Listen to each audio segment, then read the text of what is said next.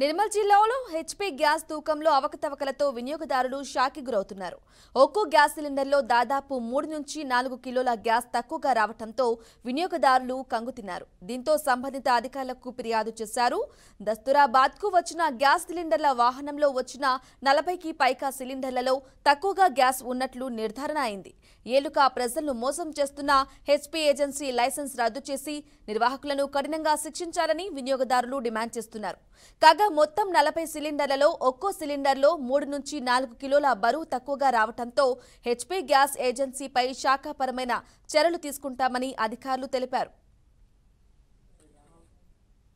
HP gas పైన మాకు అనుమానం అనేది జరిగింది. అంటే గ్యాస్ తక్కువ ఉందేమనేసి అనుమానంతో కొన్ని రోజులుగా చూస్తున్నాం. ఎలా దొరకబట్టడం మాకు తెలియక నిన్న శుక్రవారం రోజు ప్రొద్దున హెచ్పీ గ్యాస్ దస్తూరాబాద్ గ్రామ పంచాయతీ వద్దకు రావడం జరిగింది.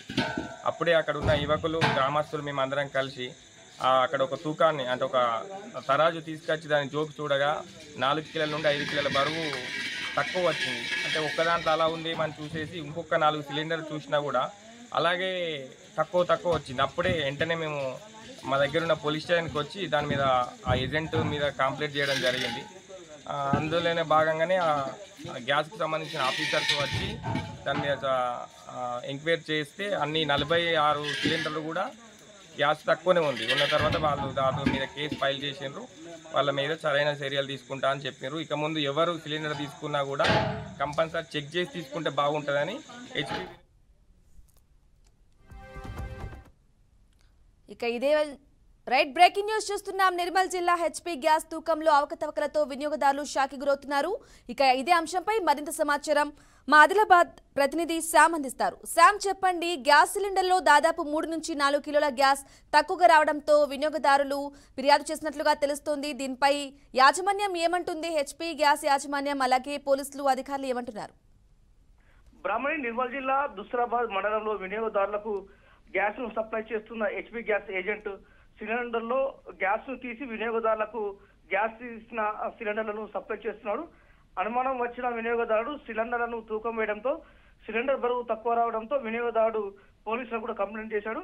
ఇతనికి ఇచ్చిన ఒక సిలిండర్ కాకుండా ఆటో ట్రాలీలో ఉన్న మిగతా 63 సిలిండర్లను కూడా వినియోగదారుడు తూకం వేయడంతో 63 సిలిండర్లు కూడా దాదాపుగా 2 నుండి 5 కిలోల గ్యాస్ తక్కువ ఉన్నట్లు గుర్తించాడు. దీంతో కంగుదిన వినియోగదారుడు అక్కడ గొడవ చేయడంతో ఆ ఆటో ట్రాలీని అదేవిధంగా అక్కడ ఆపి గొడవ చేయడంతో గొడవ చేసి రెవెన్యూ డిపార్ట్మెంట్ కు అదేవిధంగా పోలీసులకు కంప్లైంట్ చేయడంతో వారు అక్కడికి చేరుకుని ఆటో ట్రాలీని సీజ్ చేయడం జరిగింది. అదేవిధంగా ఎవరైతే గ్యాస్ డీలర్ ఉన్నారో అతని పైన కూడా పోలీసులు కేసు నమోదు చేయడం జరిగింది. బ్రాహ్మణి, శామ్, అలాగే చెప్పండి, ఇది మొదటిసారి ఇలా జరిగిందంటారా లేకుంటే వాళ్ళు ఇంతకు ముందుగా ఇలాంటిది చూసారంటారా?